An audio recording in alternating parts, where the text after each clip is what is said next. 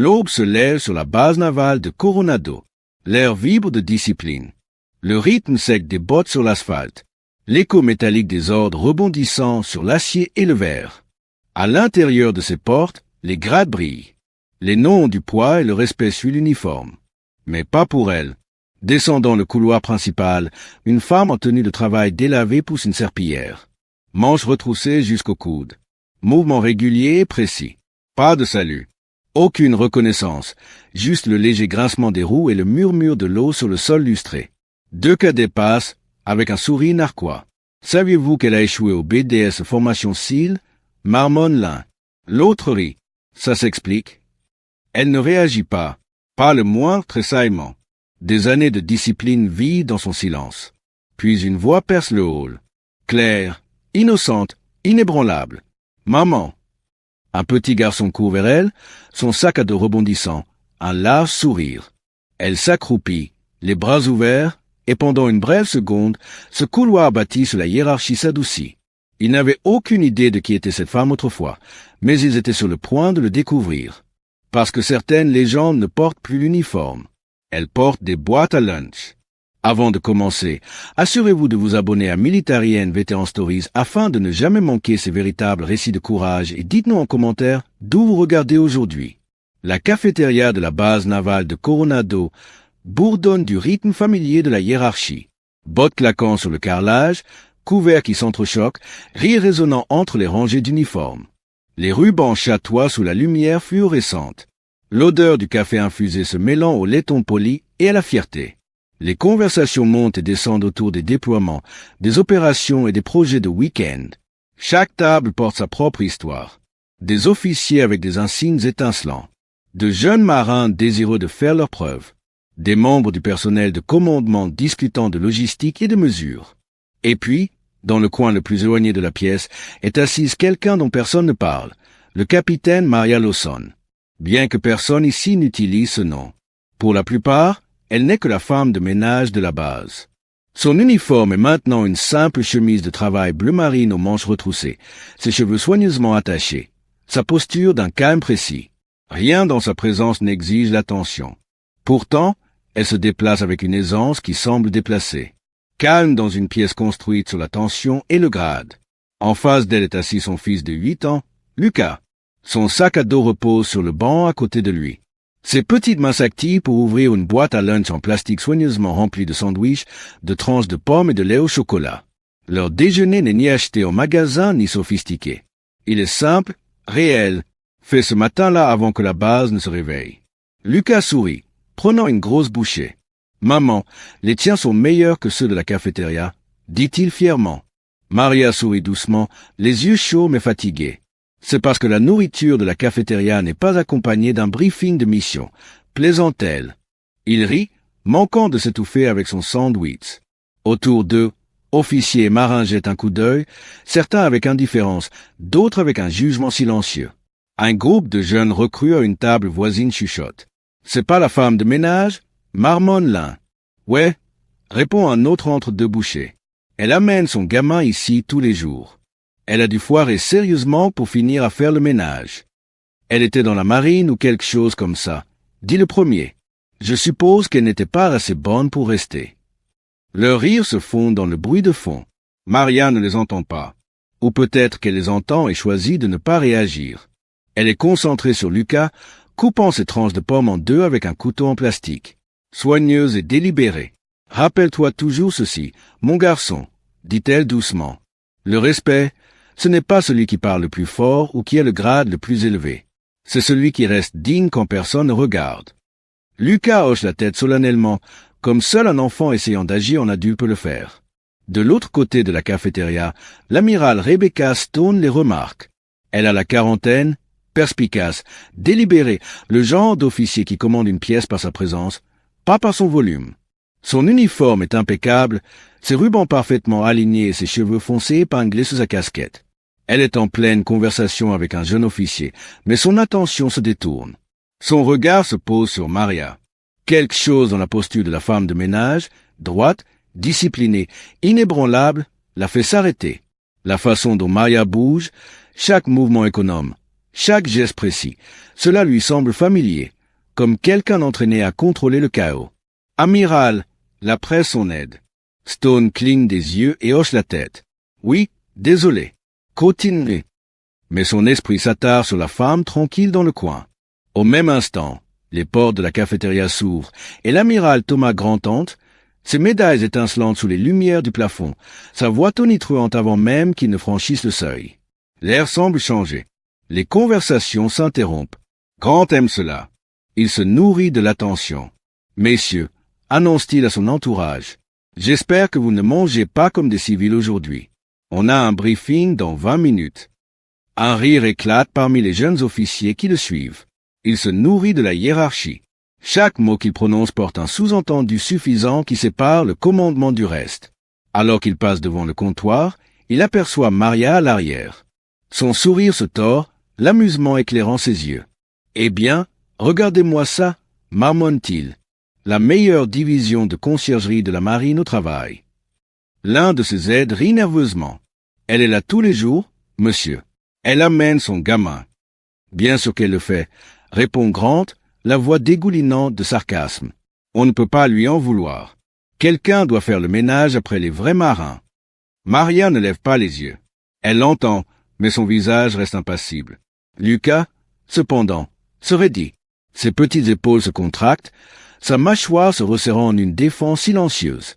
Grant passe, inconscient du changement dans la posture du garçon, ou du regard silencieux de l'amiral Stone, qui observe la scène avec une désapprobation tenue. Stone se penche vers son aide. Qui est la femme de ménage avec l'enfant? L'aide jette un coup d'œil à sa tablette. Lawson, madame. Maria Lawson, entrepreneur civil en entretien. Le sourcil de Stone se fronce. Lawson. Elle tapote pensivement son stylo. Le nom évoque quelque chose d'enterré. Un dossier, un briefing, une mission classifiée d'il y a des années. Mais elle ne parvient pas à le situer. Maria essuie la bouche de son fils avec une serviette, le geste doux mais ferme. « Ça va ?» demande-t-elle doucement. Lucas hoche la tête. « Il ne devrait pas te parler comme ça. » Elle sourit faiblement. Laisse les mots glisser. « Mon garçon, les gens montrent qui ils sont quand ils pensent que tu es en dessous d'eux. » Lucas incline la tête. « Mais tu n'es pas en dessous d'eux. » Ses yeux s'adoucissent. Peu importe s'il le voit. Je sais qui je suis. Le bruit de la cafétéria monte à nouveau. Rire, le cliquetis des fourchettes, le bourdonnement des bavardages. Mais pendant un instant, tout s'estompe. Maria reste parfaitement immobile, son regard lointain. Sous sa manche retroussée, une cicatrice pâle attire la lumière. Nette, délibérée, chirurgicale. Le genre que l'on n'obtient pas par accident. L'amiral Stone la voit. Ses yeux se plissent légèrement. Ce n'est pas une blessure due à des produits de nettoyage ou à une vieille blessure. C'est une cicatrice de terrain. Précise, traitée, guérie avec un soin militaire. Le genre porté par des opérateurs, pas par des concierges. Elle regarde Maria fléchir la main inconsciemment, sa prise ferme autour d'un gobelet en papier. Pendant une seconde fugitive, Stone le voit. La posture de quelqu'un qui a jadis commandé des hommes sous les tirs. Le calme de quelqu'un qui a regardé la mort en face et n'a pas bronché. Puis, aussi vite qu'il est venu, le moment est passé. Maria se lève, ramassant les ordures de leur table, se glissant tranquillement en arrière-plan comme elle le fait depuis des années. Stone la regarde partir, une question silencieuse brûlant derrière son expression composée. Qui est exactement Maria Lawson, et quel genre de soldat se cache derrière une serpillière? La mission se poursuit. Le soleil de l'après-midi frappe le petit terrain de jeu niché derrière les quartiers familiaux de la base navale de Coronado. L'air sent faiblement le sel et l'herbe coupée. L'océan juste au-delà de la clôture grillagée. Des rires se répandent dans l'air. Les rires insouciants des enfants se poursuivant entre les balançoires et les structures de jeu en forme d'hélicoptère. Maria Lawson se tient à quelques mètres, à l'ombre d'un jacaranda. Son seau de serpillière échangé contre une petite boîte à lunch et un thermos d'eau. Elle regarde son fils de 8 ans, Lucas, courir sur l'aire de jeu avec la détermination d'un soldat 2 fois moins grand que lui.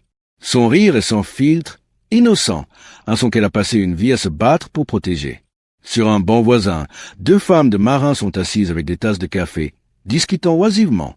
L'une se penche vers l'autre, la voix s'abaissant. C'est l'enfant de la femme de ménage, n'est-ce pas? Le pauvre. Oui, j'ai entendu dire qu'elle était dans la marine avant d'être, vous savez, rejetée. Elle a l'air assez forte pour nettoyer toute la base à main nue. Maria fait semblant de ne pas entendre, les yeux fixés sur Lucas, mais les mots flottent dans l'air. Quoi qu'il en soit, un instant plus tard, un petit garçon dans une miniature de veste de vol s'approche de Lucas près des balançoires. « Mon père dit-il sans détour, que ta mère est une femme de ménage. Il a dit que les gens qui nettoient les sols ont échoué dans la marine. » Lucas se fige une seconde. Il ne sait pas s'il doit s'éloigner ou se défendre plus durement. Puis il se redresse, son petit menton se levant. « Ma mère n'a rien raté, dit-il fermement. Elle n'a plus besoin de prouver quoi que ce soit. » L'autre garçon cligne des yeux, confus, et s'éloigne. Lucas se tourne, les yeux se posant sur sa mère pour approbation. Elle rencontre son regard à travers l'air de jeu, son expression calme et fière. Quand il trottine vers elle, elle s'agenouille à sa hauteur, essuyant la poussière de ses manches. « C'est bon, murmure-t-elle. Les gens ne font que répéter ce qu'ils entendent. »« Mais ce n'est pas juste, marmonne-t-il. »« Non, acquiesce-t-elle doucement. Ce n'est pas le cas. Mais l'équité n'est pas le point. Lucas, nous servons de différentes manières. Souviens-toi de ça. » Il hoche la tête, comprenant plus par son ton que par ses mots. À distance, l'amiral Rebecca Stone se tient debout, observant près du bord de la clôture, tasse de café à la main. Elle n'avait pas l'intention de s'arrêter, mais quelque chose dans le calme de Maria retient son attention. Elle a vu la discipline au combat, le contrôle émotionnel, le leadership sous le feu, mais elle ne l'a jamais vu chez quelqu'un tenant une boîte à lunch. Elle regarde Maria rire doucement alors que Lucas lui prend la main et l'emmène vers les balançoires. Et pour la première fois, Stone sent quelque chose d'étrange se remuer dans sa poitrine. Du respect pour une femme qui porte ses batailles en silence. La cicatrice. Le lendemain matin, le couloir des casiers près de l'aile d'entraînement. Des cils bourdonnent de bruit. Les bottes claquent, les voix résonnent. L'odeur de déterge et de sueur s'accroche à l'air. Maria se déplace méthodiquement le long du couloir, la serpillière glissant par mouvement d'entraînement sur le sol. Un groupe de jeunes stagiaires s'appuie contre les casiers, encore exaltés par l'adrénaline de leur dernier exercice. L'un d'eux, aux larges épaules, arrogant, à peine sorti de la vingtaine, sourit d'un air suffisant lorsqu'elle passe. « Attention, madame, dit-il, moqueusement poli. Vous avez raté un endroit. Il faut que ces sols soient prêts pour l'inspection. » Les autres ricanent. Je parie qu'elle était à la logistique. Peut-être qu'elle a échoué au qual de natation. Ou peut-être qu'elle est l'une de ces officières du moral. Elle garde la base brillante pour les photos. Maria ne lève pas les yeux, ne ralentit pas. La serpillière glisse, ses mouvements précis, rythmés. Elle a enduré pire que le bruit puéril. Mais alors qu'elle se redresse pour essorer la serpillière, la manche de sa chemise glisse juste assez pour révéler une cicatrice, une longue marque courbée qui longe son avant-bras. Pas déchiquetée, pas maladroite, chirurgicale, contrôlée. Le genre fait par un éclat d'obus qui a dû être retiré en condition de terrain. Le stagiaire le plus grand la voit en premier. Son rire faiblit. Il connaît ce genre de cicatrice. Son père en portait une exactement pareille. Maria croise son regard pendant une demi-seconde, ses yeux calmes et illisibles. Elle hoche la tête une fois, non pas en tant qu'égale, non pas en tant que subordonnée, mais en tant que quelqu'un reconnaissant une compréhension silencieuse. Le stagiaire se raidit et détourne le regard. Les autres remarquent le changement, mais ne savent pas pourquoi. Leur rire s'estompe maladroitement. Le couloir devient silencieux, à l'exception du lent grincement des roues du seau de serpillière. Pendant un bref instant, la caméra s'attarde sur le visage de Maria, expression stable, yeux lointains. Il y a encore des ordres qui vivent derrière eux, une autorité tranquille qui ne s'estompe pas simplement parce que l'uniforme l'a fait. Le nom. À midi, la cafétéria est une tempête de bruit. L'heure du déjeuner remplit les longues tables de marins et d'officiers. L'air est épais de bavardage, de plateaux qui s'entrechoquent et du faible bourdonnement de la vie de base. Maria et Lucas sont assis à leur endroit habituel dans le coin le plus éloigné, partageant des sandwichs et des bâtonnets de carottes. Lucas dessine sur une serviette avec un stylo qu'elle garde dans sa poche, esquissant de petits avions et des dauphins. Pour lui, ce coin de la cafétéria est l'endroit le plus sûr du monde, sa petite parcelle de paix. La porte s'ouvre avec l'arrogance de l'autorité. L'amiral Thomas Grant entre, ses médailles scintillantes sous les lumières, flanqué de son entourage de jeunes officiers. Son rire est bruyant avant même qu'il n'atteigne le comptoir. Il repère immédiatement Maria. « Eh bien, regardez ça » tonne-t-il, faisant un grand geste. Notre femme de ménage de la marine a amené son gamin pour l'inspection. Les tables voisines éclatent de rire poli. Même ceux qui savent mieux ne parlent pas. L'atmosphère change. Lucas se fige, la fourchette à mi-chemin de sa bouche. La voix de Maria reste égale. « Mon fils mange » dit-elle doucement. « Gardons le respect. » Grand tri, savourons l'attention. « Détends-toi, concierge. On s'amuse. » Il fait quelques pas de plus, les yeux se plissant. « Dis-moi, quel est ton nom de code? Reine de la Serpillière? Commandant Frotsol ?» Le rire s'amplifie. C'est le rire du pouvoir, de l'arrogance, de gens trop effrayés pour l'arrêter. Lucas regarde autour de lui, son petit visage serré de confusion et de honte. Il serre son sandwich si fort qu'il s'écroule presque. Maria ne bouge pas. Elle finit de plier une serviette, la place soigneusement sur la table, puis lève les yeux. Sa voix est calme, contrôlée, inébranlable. « Mon nom de code, » dit-elle tranquillement, « était Moineau d'acier Ron Sparrow. » Le rire meurt instantanément. Pendant un instant, il n'y a que le silence. Épais, lourd, électrique. Une fourchette tombe sur le sol. Quelque part près des tables centrales, quelqu'un murmure. Ce n'est pas possible. Le sourire suffisant de Grande vacille. Il cligne des yeux, incertain. Qu'est-ce que tu viens de dire? Maria ne le répète pas. Elle le regarde simplement, calme, les yeux stables, la posture inchangée. Le genre de silence qui n'a pas besoin de prouver quoi que ce soit. Un jeune marin à la table voisine serait dit, la reconnaissance s'éveillant. Il a déjà entendu ce nom dans des histoires d'entraînement chuchotées, dans des conversations tardives dans les baraquements. Moineau d'acier, le SEAL qui a mené le sauvetage impossible en Somalie et a disparu par la suite. Le son dans la pièce change. Les fourchettes cessent de bouger. Les bottes cessent de tapoter. Les conversations meurent. Grande déglutit difficilement, essayant de retrouver son autorité. Jolie histoire, marmonne-t-il, mais sa voix se brise légèrement. De l'autre côté de la pièce, l'amiral Stone se tient dans l'embrasure de la porte, figée au milieu d'un pas. Elle coupe son souffle. Moineau d'acier. Elle se souvient des débriefings, des dossiers de mission classifiés estampillés, jamais reconnus publiquement. La vérité la frappe comme un coup de poing. La femme de ménage avec la serpillière, la cicatrice sur son avant-bras, les yeux calmes. C'est elle, et tandis que le silence se propage dans la cafétéria comme une vague, Maria Lawson tend la main sur la table, ajuste la paille dans la brique de jus de son fils et dit doucement « Mange ton déjeuner, Lucas ?» La pièce retient son souffle, parce qu'à cet instant, tout le monde comprend. La femme tranquille qu'ils ont ignorée n'était pas seulement quelqu'un qui avait jadis porté l'uniforme.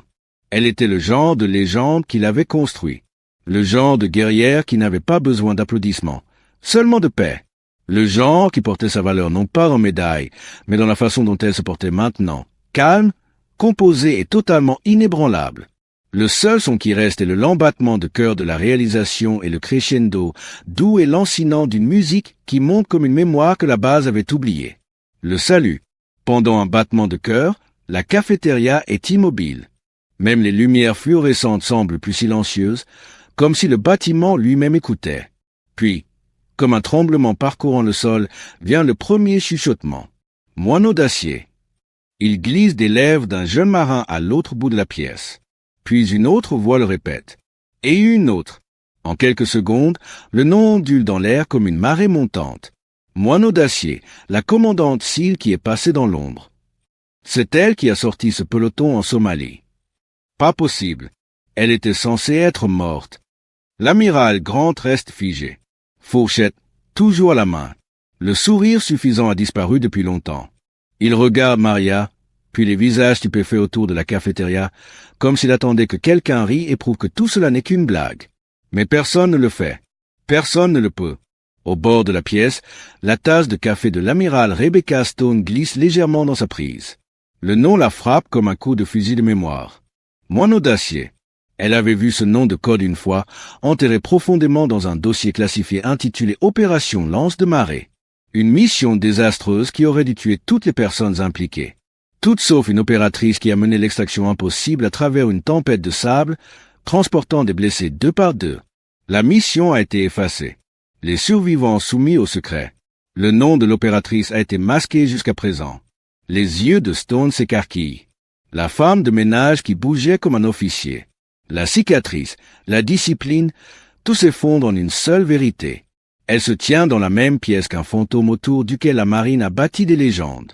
L'amiral Grant essaie de rire, mais cela sort mince et forcé. Tu mens? Il balbutie. Moineau d'acier était un homme, un mythe. Maria ne dit rien. Elle le regarde simplement avec cette même expression calme, ni défensive ni fière. Le genre de calme qui ne vient que de quelqu'un qui a affronté la mort et a décidé qu'elle ne méritait plus sa peur. Puis, du centre de la pièce, une voix coupe le silence stupéfait. « Elle ne ment pas, monsieur. » Tout le monde se tourne.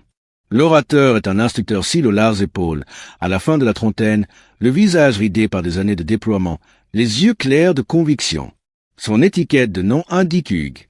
Il se tient droit, la voix basse, mais certaine. Nous nous sommes entraînés sur sa mission à l'Académie. Opération Lance de marée, sauvetage du 44e reconnaissance marine. Ils nous ont dit que c'était classifié, mais le rapport d'après-action, son nom de code était Moineau d'acier. Il regarde Maria, un adoucissement dans son ton. Nous pensions que vous étiez parti. Personne ne bouge, puis un autre homme se lève. Un maître, puis un infirmier, puis un pilote de l'autre côté de la pièce. Lentement, tranquillement, il se lève. Non sur ordre, non par habitude, mais par quelque chose de plus profond. Un respect qui frôle la vénération. Un par un, leurs mains se lèvent vers le front. Non pas les saluts nets et répétés de la cérémonie. Ce sont des saluts organiques, inégaux, humains, construits à partir de l'incrédulité, de la fierté et de la honte d'avoir jamais ri. Maria ne le rend pas. Elle reste immobile, laissant le silence respirer. Lucas, petit et confus, regarde autour de lui la mère d'uniforme, honorant soudain sa mère.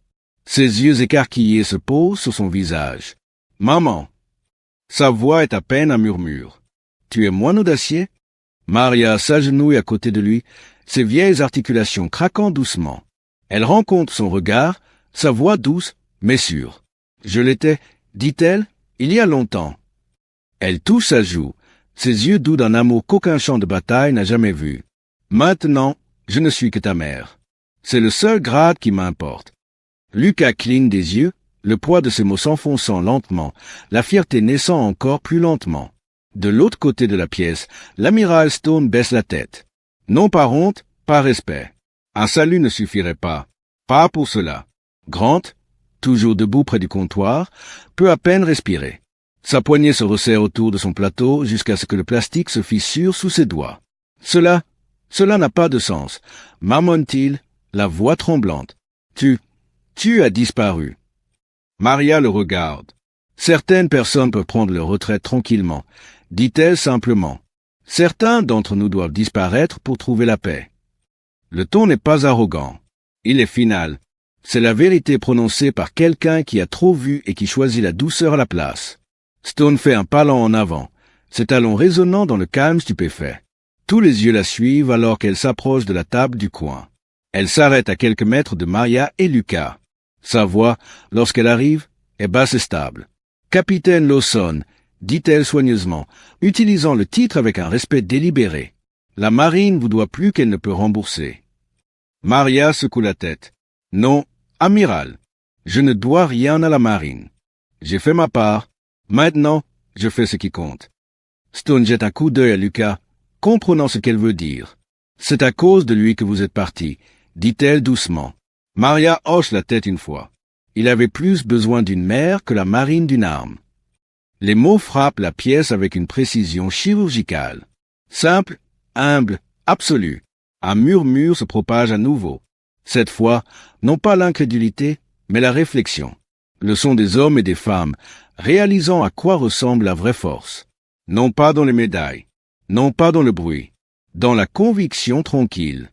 Lucas lève la main et touche le bord de sa manche. « Ils étaient méchants avec toi, » dit-il doucement. « Mais maintenant, ils saluent. » Maria sourit faiblement. « Le respect ne vient pas toujours facilement, mon garçon.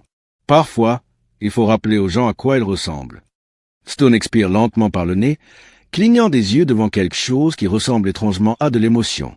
Elle lève le menton, redresse sa posture et salue sèchement. « Bienvenue à la maison, moineau d'acier. » dit-elle. Maria hésite, puis rend le salut, non pas en tant que femme de ménage, non pas en tant que légende, mais en tant que soldat, reconnaissant un autre. Autour d'eux, la pièce se sent à nouveau vivante, mais changée. L'arrogance est dissipée, remplacée par un calme respectueux. Les gens se chuchotent à voix basse. Elle était là tout le temps, juste sous notre nez, nettoyant le couloir que nous marchons tous les jours. Grant pose finalement son plateau. Le bruit du plastique frappant le métal est plus fort qu'il ne devrait l'être. Son visage est pâle, ses yeux lointains. Il ouvre la bouche, mais aucun mot ne vient. Il fixe la preuve de sa propre cécité. Une femme qu'il a moquée commande maintenant une pièce sans élever la voix. Lucas prend la main de sa mère. « Est-ce que ça veut dire que tu vas y retourner ?» demande-t-il. Maria serre doucement sa main. « Non, » chuchote-t-elle. « Ça veut dire qu'ils ont finalement rattrapé leur retard. » La cafétéria reste immobile un instant de plus avant que les sons normaux ne commencent à se réinfiltrer. Le bourdonnement du réfrigérateur, le faible grattement des chaises, le soupir des gens qui essaient de traiter ce dont ils ont été témoins. Mais rien n'est pareil. Grant s'écarte alors que Maria ramasse le sac à dos de son fils. Stone s'approche, offrant un hochement de tête silencieux. « Pour ce que ça vaut, » dit-elle. « Merci de rappeler à cet endroit à quoi ressemble l'humilité. » La réponse de Maria est simple. « Ne me remerciez pas, amiral. Dirigez simplement mieux. » Stone hoche la tête à nouveau. « J'ai l'intention de le faire. » Alors que Maria et Lucas se dirigent vers la sortie, les conversations reprennent sur des tons bas et révérencieux. L'histoire se répandra avant que l'on ne se termine, à travers les baraquements, les bureaux, les hangars. Le soir, tout le monde sur la base saura que Moineau d'Acier n'est jamais mort. Elle a juste choisi une autre mission. Alors que les portes se ferment derrière elle, Stone regarde l'espace vide où se tenait Maria et murmure sous son souffle. Certaines légendes ne prennent pas leur retraite. Elles choisissent simplement la paix. Et pour la première fois depuis des années, l'amiral se sent petite de la meilleure façon possible. Humiliée, ancrée, humaine. Les chuchotements ne s'arrêtent pas. Ils résonneront à travers la base pendant des semaines. Mais maintenant, ils portent un ton différent. Non pas les ragots, non pas la rumeur, la révérence. Un nouveau jour. Le lendemain matin se lève clair et lumineux sur Coronado.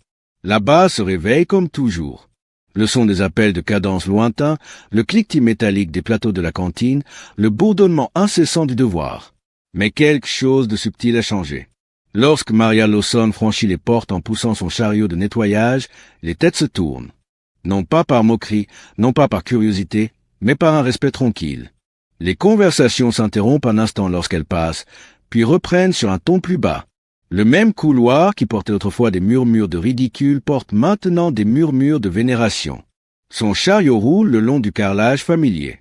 Quelqu'un a placé un petit bouquet de fleurs sauvages dessus, noué avec un ruban d'un paquet de rations. Pas de notes, pas de nom, juste un geste.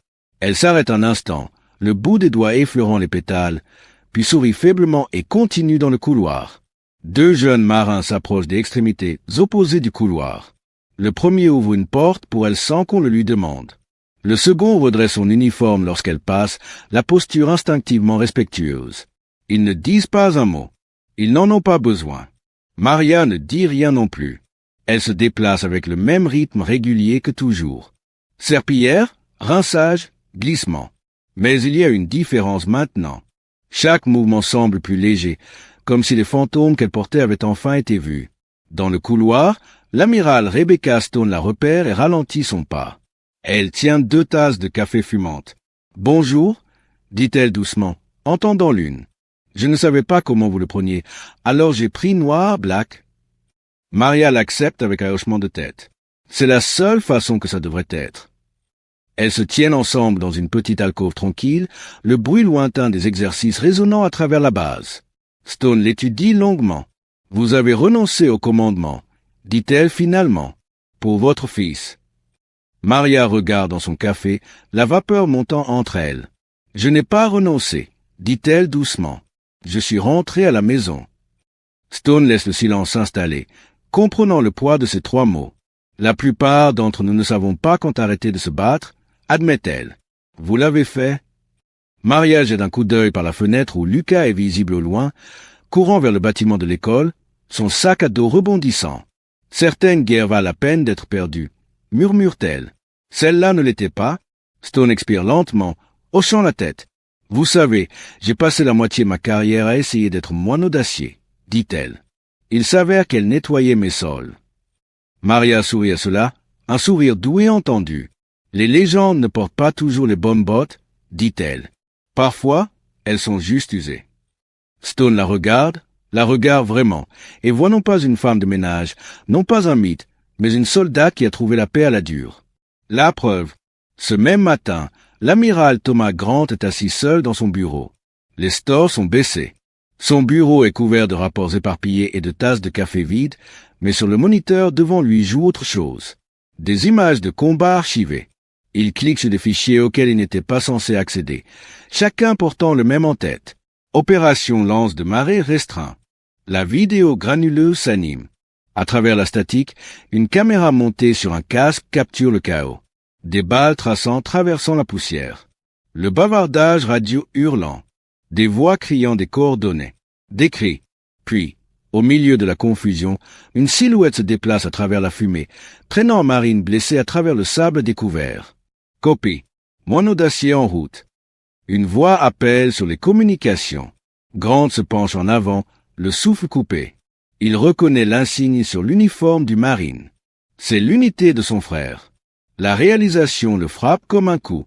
Il regarde la silhouette, plus petite que les autres, rapide, précise, atteindre l'abri, appliquer un garrot, puis se retourner dans la tempête pour un autre homme.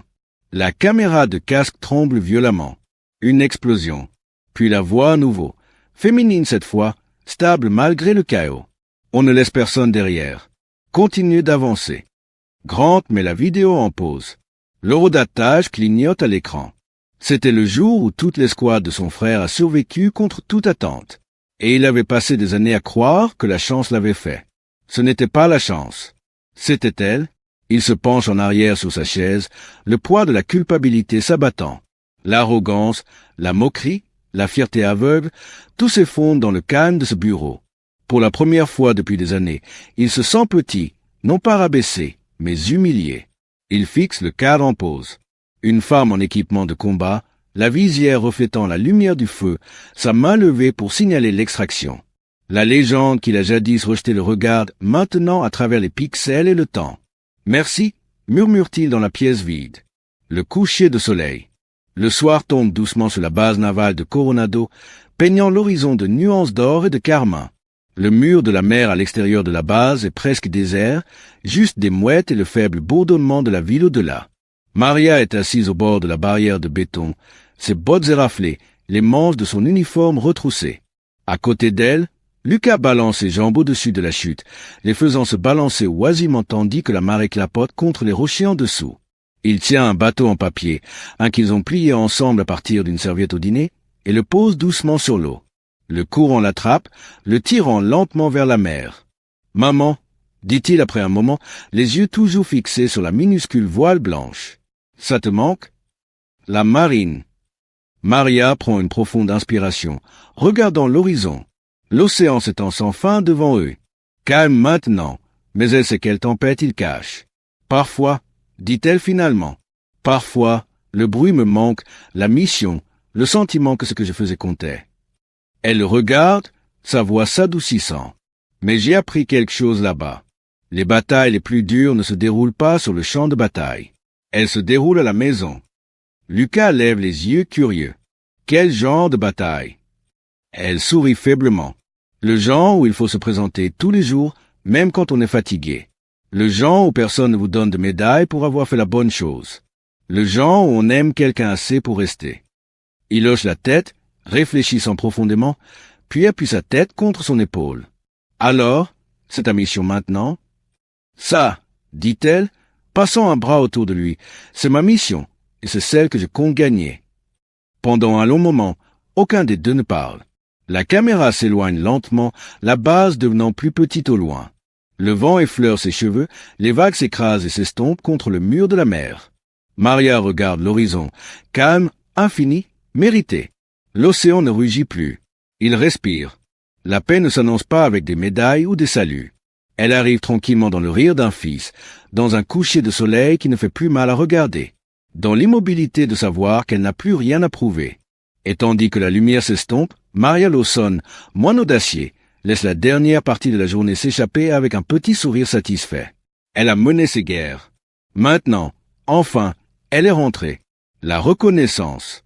La lumière du matin se déverse douce et dorée sur les terrains de parade de la base navale de Coronado, scintillant sur une mer de laiton poli. La formation aligne la cour dans une symétrie parfaite.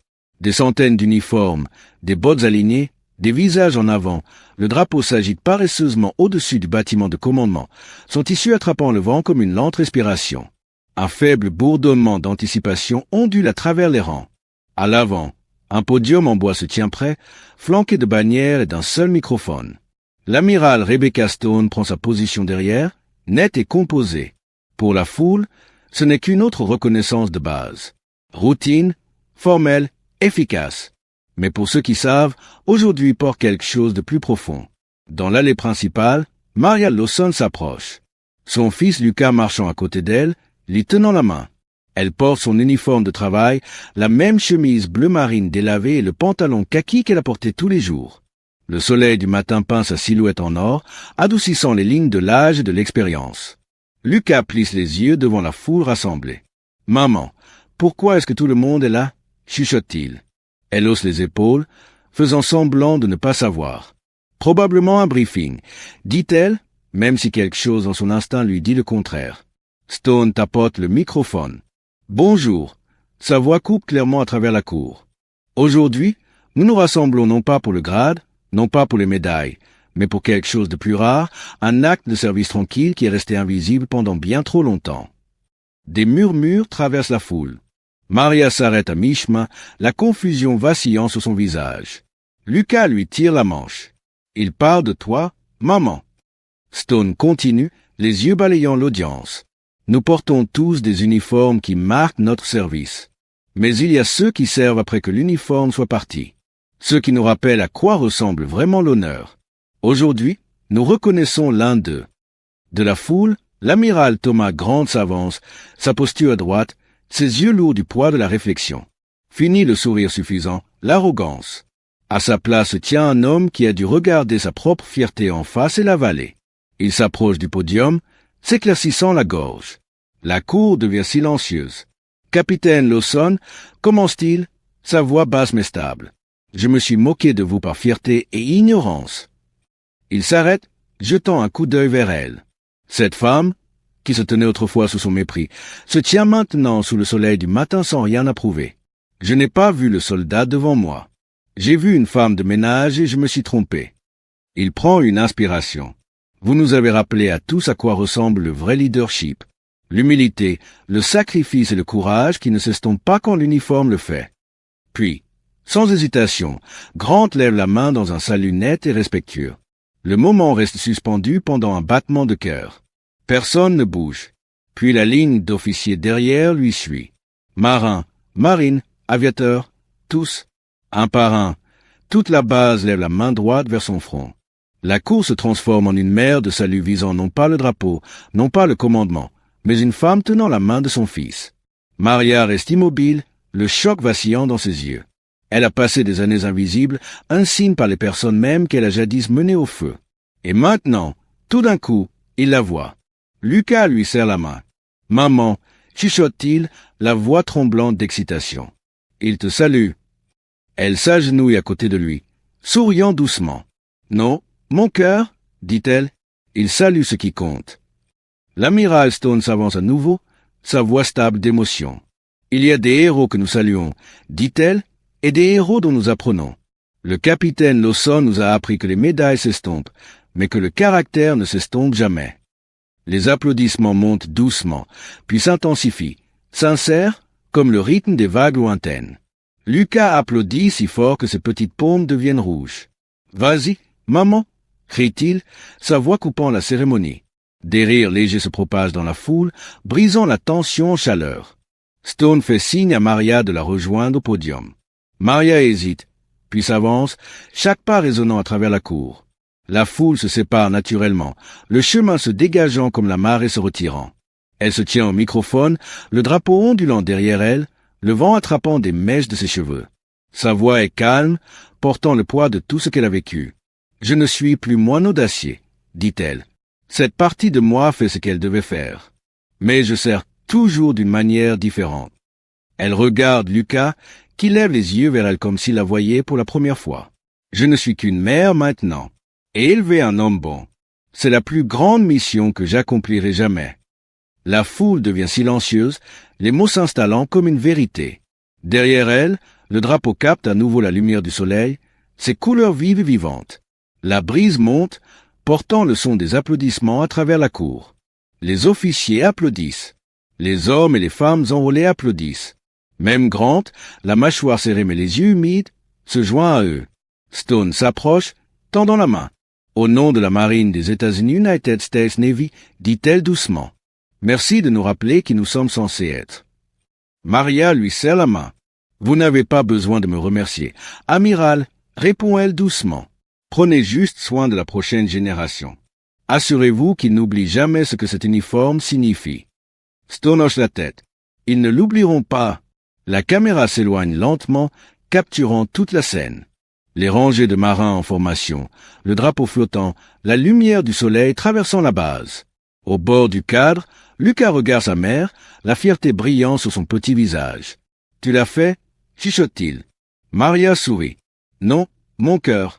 Nous l'avons fait. » Alors que les applaudissements s'amplifient et que le drapeau ondule une dernière fois dans le vent du matin, Maria Lawson, autrefois moineau d'acier, maintenant simplement une mère, se tient non pas comme une légende oubliée, mais comme un rappel vivant que la vraie valeur ne marche pas ou ne se bat pas toujours. Parfois, elle endure simplement tranquillement avec un amour assez fort pour survivre à n'importe quelle guerre. Et à ce moment, alors que la caméra s'estompe en blanc, le son d'un salut résonne à travers la base une dernière fois. Stable, uni, éternel. L'épilogue. Le soir tombe doucement sur la base navale de Coronado. Les couleurs ardentes du coucher de soleil se fondent dans un crépuscule doux, et le rythme de l'océan bourdonne en arrière-plan comme une vieille berceuse familière. À l'intérieur d'une petite maison de base non loin des quais, une lumière chaude brille à travers la fenêtre de la cuisine. Rire, le doux cliquetis de la vaisselle, le simple confort de la nourriture partagée. À la petite table en bois, Maria Lawson, Lucas et l'amiral Rebecca Stone sont assis ensemble. La tension de la cérémonie s'est dissoute en quelque chose d'humain et de non gardé. Leurs assiettes sont remplies de cuisine maison simple, poulet cuit au four, légumes cuits à la vapeur et une tarte que Maria a faite ce matin-là. Stone pose sa fourchette et se penche en arrière, un petit sourire tirant ses lèvres. « Vous cuisinez aussi bien que vous dirigez, » dit-elle. Maria rit doucement. On apprend vite quand on nourrit un garçon qui grandit. La marine m'a appris à improviser avec les rations. La maternité m'a juste donné un meilleur public. Lucas sourit, mâchant avec une approbation exagérée. 10 sur 10, amiral, dit-il à travers une bouchée de tarte. L'équipe moineau d'acier mange toujours bien. Stone rit, prise au dépourvu par la confiance du garçon. L'équipe moineau d'acier, il hoche la tête fièrement. C'est comme ça que je nous appelle maintenant. Maman et moi, nous sommes comme une unité. Maria secoue la tête avec un soupir moqueur. Voyez ce que j'ai commencé? Vous donnez à un enfant un seul nom de code et cela devient une marque. La pièce remplit de rires faciles, doux, authentiques, le genre qui ne se produit que lorsque les murs tombent. Après un certain temps, la conversation s'estompe dans une compagnie tranquille. Le genre de silence qui se sent plein, pas vide. Stone étudie Maria pendant un moment. Ses mains toujours stables même après des années loin du combat, son visage calme dans la lueur de la lampe. « Vous savez, » dit Stone doucement, « j'ai perdu mon mari au combat. Afghanistan il y a 12 ans. Je me suis dit que je restais en uniforme parce qu'il ne pouvait pas. Mais la vérité est, elle expire, la voix se brisant légèrement. J'avais peur d'arrêter de me battre. Je ne savais pas qui j'étais sans la mission. » Maria hoche la tête lentement, la compréhension vacillant derrière ses yeux. « J'avais l'habitude de penser la même chose, » dit-elle, « que si je n'étais pas dans le combat, j'échouais à quelqu'un. Mais la paix n'est pas une reddition. Rebecca, c'est la survie. C'est ce pourquoi nous nous battons. Nous oublions juste cela parfois. » Stone déglutit difficilement, ses yeux brillant dans la faible lumière. « Vous l'avez trouvé, » dit-elle doucement. « La paix ?» Maria jette un coup d'œil à Lucas, qui construit maintenant une forteresse de purée de pommes de terre sur son assiette. « Je l'ai fait, » répond-elle, « et elle est plus forte que n'importe quel coup de feu que j'ai jamais entendu. » Stone sourit faiblement, levant son verre dans un respect tranquille. « À la paix, dit-elle. » Maria fait teinter son verre contre le sien. « À la paix, fait-elle écho.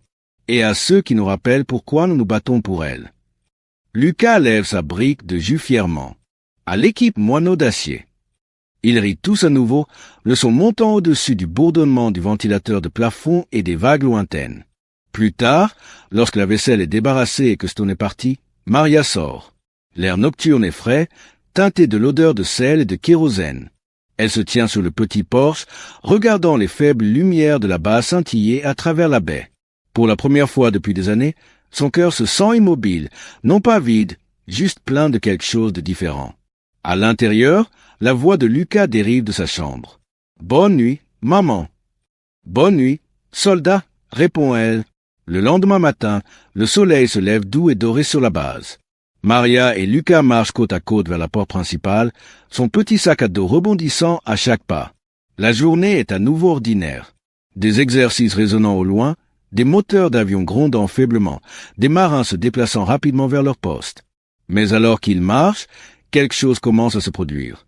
Une jeune recrue venant de la direction opposée s'arrête en plein pas. Ses yeux s'écarquillent et il se redresse instinctivement, la main se levant dans un salut tranquille. Puis un autre marin fait de même. Et un autre. Bientôt, une demi-douzaine d'hommes et de femmes le long de l'allée ont arrêté ce qu'ils font, se tenant au garde-à-vous lorsque Maria passe. Personne ne parle. Personne ne l'annonce. C'est juste une vague de respect tranquille qui la suit partout où elle va. Lucas le remarque en premier. Il tire sa manche, levant les yeux avec étonnement. « Maman » chuchote-t-il, « il te salue encore. » Maria ralentit un instant, les yeux s'adoucissant alors qu'elle regarde autour d'elle les visages de ceux qui ne voyaient autrefois qu'une femme de ménage, honorant maintenant quelque chose qu'ils comprennent enfin. Elle sourit doucement et serre la main de son fils. « Non, mon garçon, » dit-elle. Il salue ce qui compte. Il continue de marcher main dans la main, la lumière du matin scintillant sur le mât du drapeau au loin. Le tissu ondule fièrement dans la brise de l'océan, attrapant les premiers rayons du soleil. La caméra s'éloigne lentement, capturant toute la scène. Les rangées de marins en formation, le drapeau flottant, la lumière du soleil traversant la base. À la lisière du cadre, Lucas regarde sa mère, la fierté brillant sur son petit visage. « Tu l'as fait ?» chuchote-t-il. Maria sourit. « Non, mon cœur, nous l'avons fait. » Alors que les applaudissements s'amplifient et que le drapeau ondule une dernière fois dans le vent du matin, Maria Lawson, autrefois moineau d'acier, maintenant simplement une mère, se tient non pas comme une légende oubliée, mais comme un rappel vivant que la vraie valeur ne marche pas ou ne se bat pas toujours. Parfois, elle endure simplement tranquillement avec un amour assez fort pour survivre à n'importe quelle guerre. Et à ce moment, alors que la caméra s'estompe en noir, le son d'un salut résonne à travers la base une dernière fois. Stable, uni, éternel. Les mots finaux apparaissent à l'écran. Si cette histoire vous a ému, prenez un moment pour saluer dans les commentaires ci-dessous. Et si vous avez aimé cette histoire, veuillez vous abonner à Cohésion Interne. Ces histoires maintiennent le courage en vie pour les générations à venir.